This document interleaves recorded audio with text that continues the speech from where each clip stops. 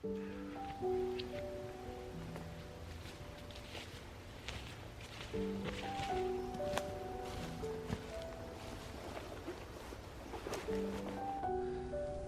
morning everybody and welcome back to another film. So today I had two choices. The first choice was to head northwards to the Lake District National Park where there was promise of some beautiful sunshine and dawn light, or head southwards to where I am now to the Peak District National Park and flat light. So I chose the flat light obviously. There is a little bit of sunshine at the moment. The sun has just risen and I could just see it through the trees at the back, but I think that's going to cloak in as the day progresses and we will get that definite flat light, which is what I think suits the habitat that I'm in today. Now, what I've decided to do today is to give you a timeline of the images that I take. Now, the reason for that is because I think people expect to get too many shots on one day, too many good ones, let's say. I may come away with nothing and I may get one or two really nice images, 3 if I'm really lucky. The time now is just gone 7:30. Sunrise was at 7:15, so it's still very early and I've got the whole day to shoot. In terms of season, we're in very, very early autumn. There is a little bit of hint of autumn colour, but not a lot. I saw a cherry tree just down in the bottom of the hill there as I was walking up that was lovely golden colours with reds and yellows, but for all intents and purposes we've still got a lot of green about. So I'm going to set off now, keep an open mind, keep my eyes wide open and just see what I can find.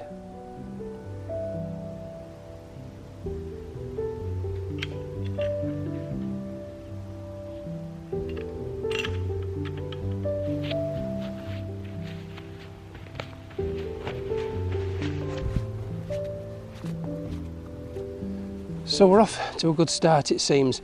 I've just come from the last bit of woodland up into this birch woodland that you see here, lovely birch woodland. It's quite well known with photographers. The reason I headed here is because throughout September it's a really good time to find 2 particular types of fungi, and I've straight away found evidence of them. So down here we've got one called Amanita rubescens, and just over here, even more excitingly for me, is, get over there quickly,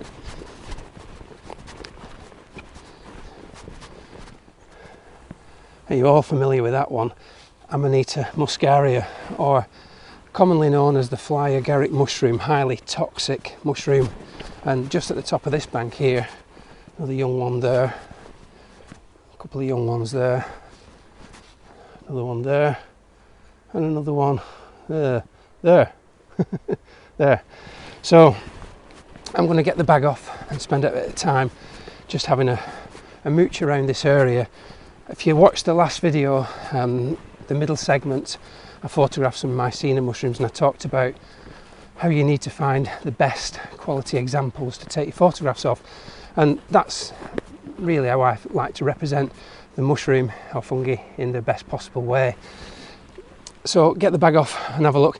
The fly agarics, which I'm going to try and photograph, typically have these white spots on the top, and as the rain hits it, those spots can wash off and you can end up with just a red cap. So I'm looking for something that's got the spots on top ideally, and if I can find more than just one on its own, maybe 2 or 3 or even a group of 4 or 5 would be fantastic. But they tend to be a little bit spaced out. You do get small clusters occasionally, but as you've just seen over there, they're a little bit scattered. So get the bag off. I'm sure if I spend a bit of time I'll find something. So this one is a nearly but not quite there. I like a lot about this. Like I said, you typically find them in clusters, and this is a perfect example of that. The young one on the right hand side is just a bit too covered with grasses and distractions for my liking, and I don't want to move them out the way really. I think I'd end up just flattening the grasses and it would look quite false. As I said earlier, the spots have washed off on these 2 particularly. Often as the mushroom grows, as the cap opens, the spots can fall off, but if you look at the smaller one just down below, there's very, very few spots on that one. So I think the rain has got to them and washed them off. But this one on the left hand side has got the beautiful veil that you typically find around the fly agaric mushroom. But because of where it's sitting in the long grass, I'm going to leave it alone. I think the challenge is on to find an even better one. So I found my first shot, and the time, as promised, is 10 to 9, so it's taken me a good while to find this first shot. I've moved away from the long grasses where I was struggling with the mushrooms, and I've come to where there's more moss on the ground, and there's two rather nice ones there, and even better, there's two closer together just here where my bag is, and it's those that I'm going to photograph. They're not ideal, and I'll explain why in a second. So it has been said that I'm extremely fussy when it comes to photography, and that is absolutely true. So I'll tell you why I'm not as keen as I would like to be for this shot, but I've been looking for many a while now, and I think this is the best that I've found. The reason I really like the one that I've just shown you was because the second one, the younger one, was growing right next to the more mature one, and it made for a nice composition. They were huddled together, and I really liked that. But as I said, the grasses were too much of a distraction, which is why I've looked for something in much shorter vegetation. Now these two are lovely, but I would have much preferred that one had it been a bit more huddled closer to that one, and also the fact that the less mature one is almost as big as the one on the left hand side, and I think compositionally I would have preferred more of a diagonal line. The way that this is, I think you could be at risk of your eye bouncing from one to the other. However, the background behind that camera, there's some lovely twisty birch trees, and I think that will really help to compensate for the compositional loss of these that I think we'll get with these two individuals. So I'll set the camera up, and hopefully it'll look really nice through the camera. So after much fiddling, I finally got everything into position. On the last video I used the Manfrotto light, and I'm using it again today just to create a little bit of backlighting on the stipes, just to give it a little bit of modelling, make it a little bit more three-dimensional, and to help it stand out from its surroundings. I'll show you on the back of the monitor now the composition that I've got. So what I've done is I've placed the more mature mushroom or fungi on the right hand side, and the younger one, albeit almost as tall, on the left hand side, trying to create a little bit of a diagonal. And as I mentioned before, crucially you've got these twisty birches in the background that really helped to give something for the eye to look at beyond the fungi. As with landscape photography, it's important that certain things don't encroach into other elements of the frame. So what I've done here is made sure that the caps of the fungi I've not allowed them to go higher than the grassy bank that you see in the background, so there's a definite separation between the two. I could have gone the complete opposite and gone for a very low angle, wide angle shot, but because the sky is quite bright and overcast today, I didn't want the speckles coming through the background. I felt they were a little bit too distracting. So there's the composition. I'm currently on f16, a sixth of a second, and 100 ISO. So here is the image.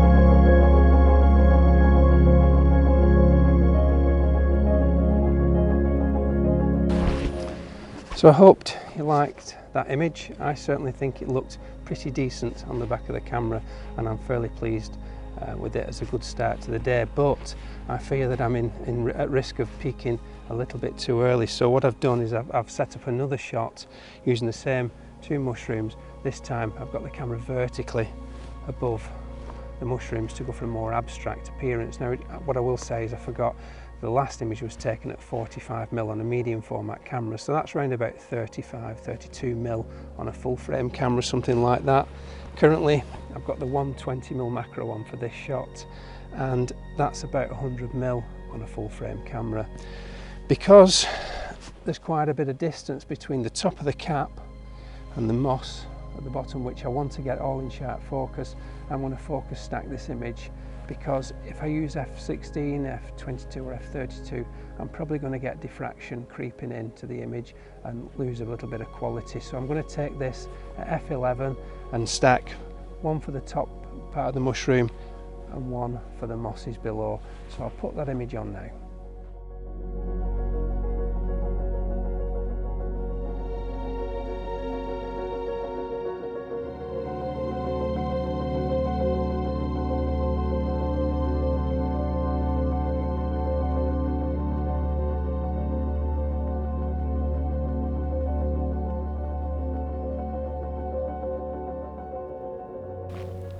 So nothing beats milking it while you can, so I'm going to go for a third image, and this time I'm going to try and be a little bit more creative with my approach. I've got the camera really low, 100mm macro lens, and I'm shooting the gills underneath, and the reason I was drawn to that is because the light's coming from the canopy above and it's shining through the cap, and you've got this little red stripe underneath where the light's bleeding through. But to enhance that, I'm using my Manfrotto light again, and if I just put that over the top there, when I look through the camera, the underside's got this lovely pink blush coloration to it, which has come from the red top. I'm on f13, it's still a very shallow depth of field. At this magnification, f13 gives you hardly any depth of field whatsoever. I'm not going to focus stack it because I quite like the way that the focus falls off in front of the sharp point and behind. It just softens the whole thing, and it's a really nice image. It certainly looks it through the back of the camera. So I've been waiting for the wind to stop, and I think we're about there now. So I'm going to take the image. In terms of shutter speed, 1/8 of a second, it's there or thereabouts, but I've upped the ISO to 800 just to make sure that that shutter speed is acceptable for the amount of wind we've got. The cap wobbles ever so slightly in the slightest bit of wind, but here goes.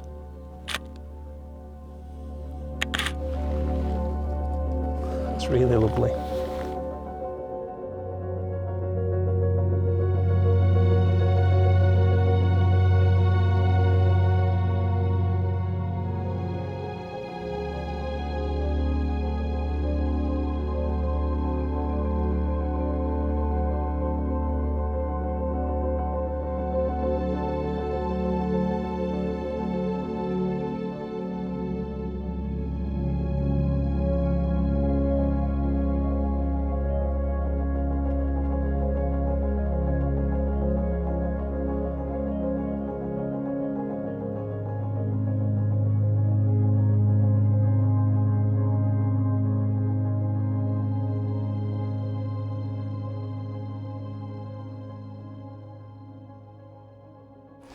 That was really good, thoroughly enjoyed that.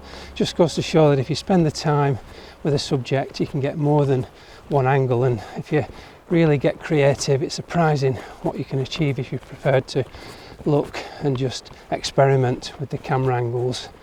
So the time right now is 10:20. Let's see if we can find another one.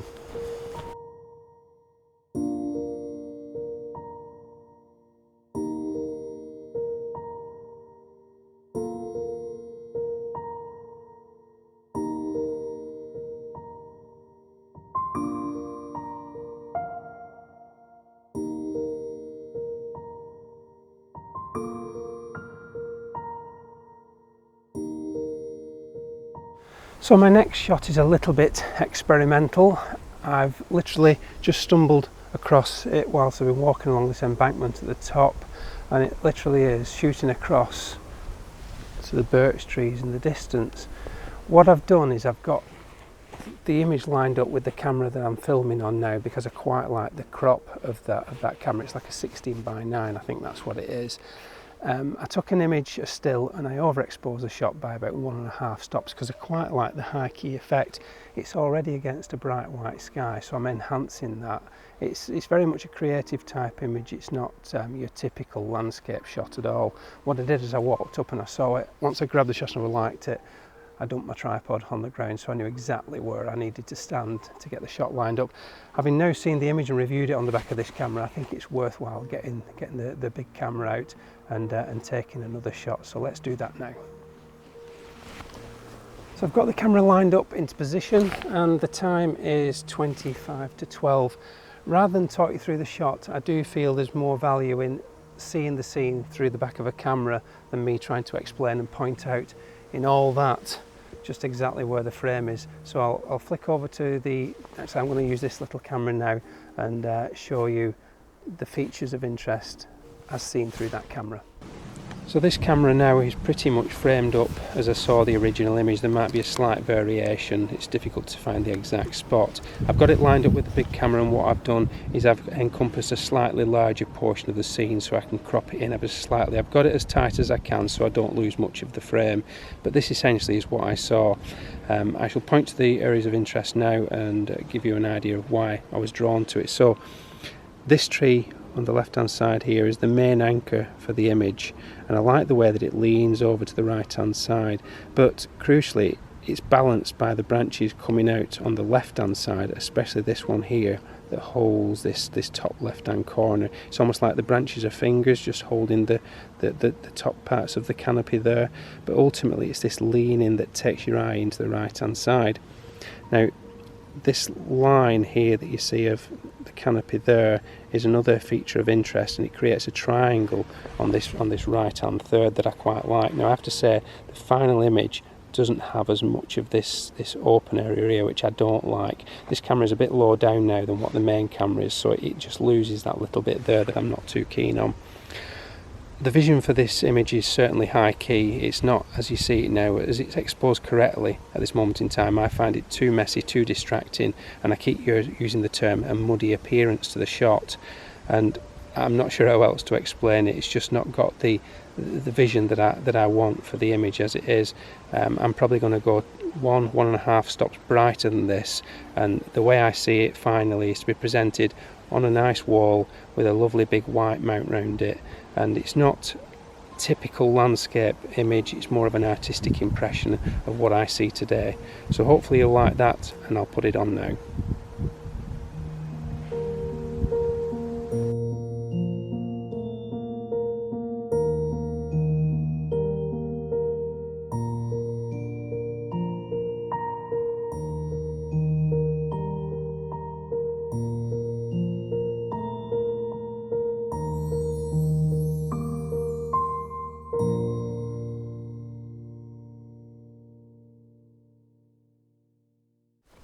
So that's the morning done and dusted, and I'm heading back now to go and get some lunch. So there's going to be quite a bit of time elapsed between now and the next shot, but I think it's been a good morning. It's been quite experimental with traditional images to start with and something a bit more creative to finish with.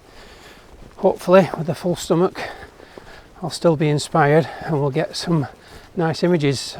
I always try to, if I can, for the films to get 3 images, as it keeps people's interest throughout the film.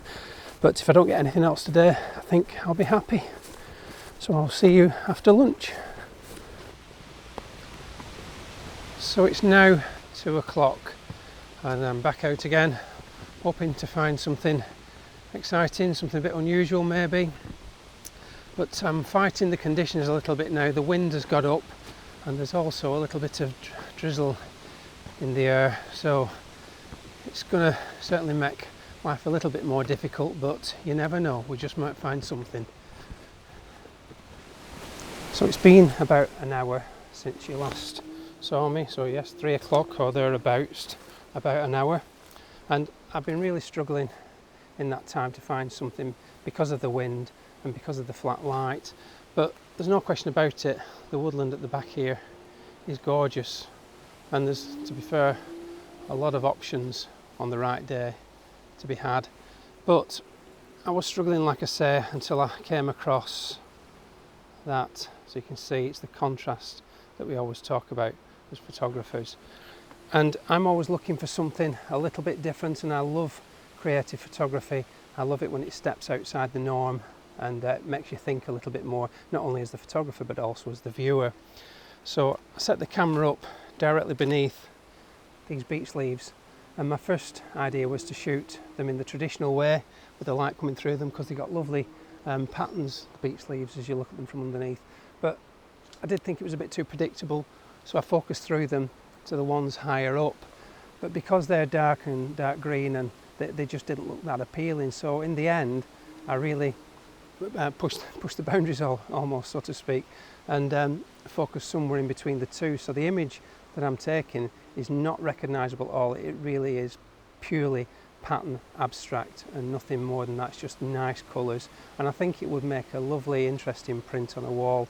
It's certainly unlike the normal images that we see, let's say, but I love this sort of stuff. I love abstracts, I love close-ups, and I love patterns, and I think this image really ticks all those boxes. So I'll just show you on the back of the camera what I've got. So sharpen that up. As you can see, there's nothing at all recognisable. A little bit of splash of colour just there. But for all intents and purposes, you've got the outer focus foreground leaves and then the outer focus background leaves that you can see just shimmering in the distance. I've gone for 800 ISO because I do actually want to try and freeze the motion. I don't want movements in this instance. I feel it becomes too much. All the colours tend to block together, and I like the specular bits that are coming through the leaves. I want to keep those. F4 to keep the shallowest depth of field possible. I don't want any sharpness in this, and that's giving me a 50th of a second. So there we have it. Sharpen that up. There we go. So let's take the image. I'm probably going to take a good number of these. This one is quite possibly not the one that you'll see, but I generally, with something like this, will just pick the one that appeals to me most. I will probably put this with a nice white mount around it, because that's the sort of mount that really sets this type of image off. So here we go. 2-second timer. And there we have it, really nice. I shall put that on now.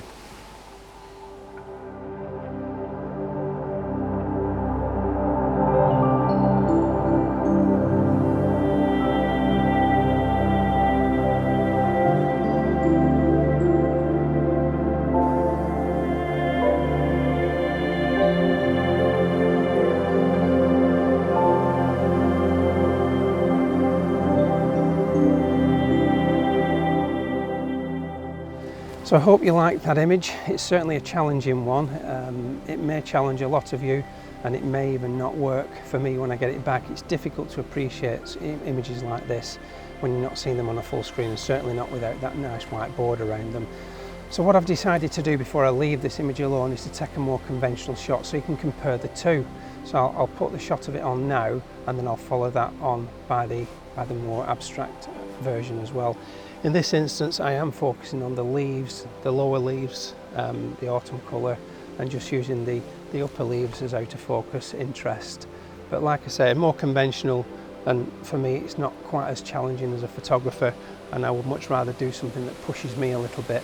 So I'll put this next image. All the settings are the same, by the way, apart from the focusing point is ever so slightly different. So I'll put that image on now.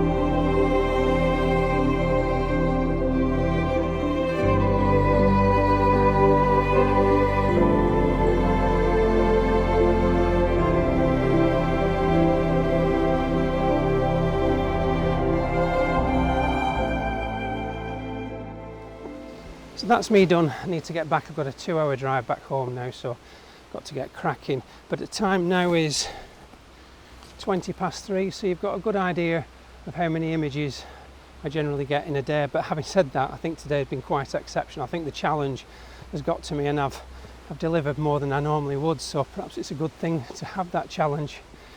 Yeah, normally it's in the region of 2-3 at most, so not a bad effort.